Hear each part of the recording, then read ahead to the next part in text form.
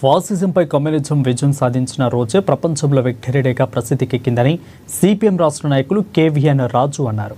శుక్రవారం సిపిఎం జిల్లా కార్యదర్శి దర్శనాల మల్లేష్ అధ్యక్షతన ఆదిలాబాద్ పట్టణంలోని సుందరయ్య భవనంలో ఫాసిజంపై కమ్యూనిజం విజయం అనే అంశంపై నిర్వహించిన సదస్సుకు ఆయన హాజరయ్యారు.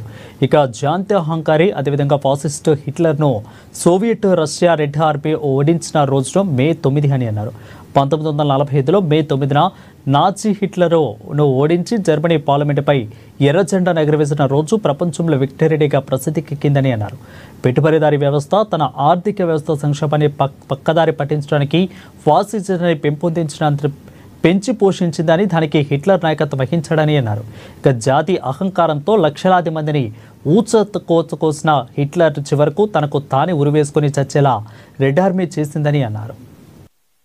ప్రపంచవ్యాప్తంగా ప్రజలు, కార్మికులు, కర్షకులు, ప్రజలందరి సంక్షేమం కోరుకునే కమ్యూనిస్ట్ పార్టీలు, ట్రేడ్ యూనియన్, కార్మిక సంఘాలు ఇవన్నీ ప్రపంచవ్యాప్తంగా, భారతదేశం కాదు ప్రపంచవ్యాప్తంగానే ఒక విక్టరీ డేగా ఆనందోత్సవాల మధ్య జరుపుకోవాల్సిన రోజు. ఎందుకనంటే 1945లో మే 9వ తారీఖు నాడు ఫ్యాసిస్టు పాలకులైన హిట్లర్ మీద ప్రజల సంక్షేమం కోసం పనిచేస్తున్న కమ్యూనిస్ట్ పార్టీ సోవియట్ యూనియన్ విజయం సాధించిన రోజు.